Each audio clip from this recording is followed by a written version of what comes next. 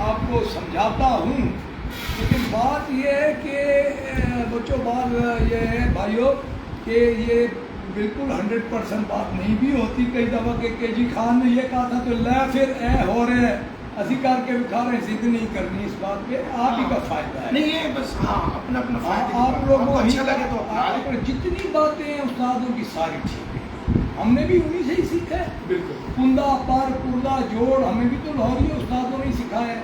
جی تو وہ یہ جو ہے نا یہ جو اس کی یہ عموماً لوگ یہ کوٹ کو چیسٹ کے ساتھ لے جاتے ہیں. صحیح. کوٹ کا تعلق چیسٹ سے نہیں ہے، یہ ٹھیک بنا ہوا کبوتر ہے، اس کا کوٹ الگ، کوٹ یہ ہے، کوٹ یہ ہے، نہیں یہ اوپر یہ یہاں گج، کوٹ یہ ہے، چیسٹ یہ ہے، ٹھیک ہے.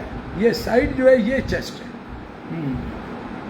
اس کا بھرا ہوا ہونا چیسٹ کا ضروری ہے کبوتر کا. یہاں سے اگر چیسٹ سوکھی ہوئی ہوگی تو ایک دو پھڑکیں، یہ میرے دیکھیے گا ہاتھ کدھر ہے؟ ہاں یہ چیسٹ ہے. اگر یہاں سے گوشت نہیں ہوگا، یہ سوکھا ہوا ہوگا تو ایک آدھا 1 ڈے 2 ڈے 3 ڈے 11 پھڑکیں ہیں، پھر آپ کی میڈیسن کیسے ہوگی؟ میڈیکل ساتھ بھی نہیں کرے گا.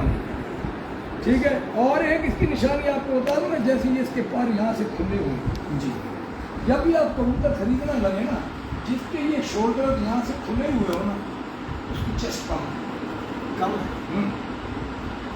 ٹھیک ہے. ٹھیک ہے. یا وہ ویک ہے، کمزور ہے کھانے پینے کی وجہ سے. یہ ساتھ ہوں گے ٹھیک ہے بالکل. تو چیسٹ پوری ہوگی. یہ میں آپ کو وہ بات بتا رہا ہوں، بڑے بڑے استادوں کے سے ناراض ہو جائیں گے یار، میں بار بار کہہ رہا ہوں میری بات پہ ناراض نہ ہوئیے گا. نہیں اگر پسند آتی تو نہ.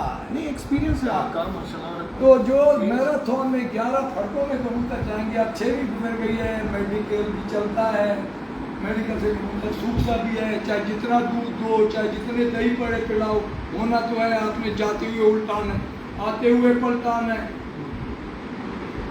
تو کبوتر کا اگر یہ نہیں ہوگی جو چیز میں آپ کو بتا رہا ہوں تو وہ سارے 11 پھڑکے نہیں نکالے گا.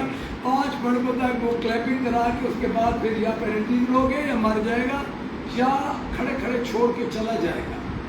جس کو تو بچوں سلو 11 پھڑکوں میں حصہ لینا ہے تو slow and steady win the race.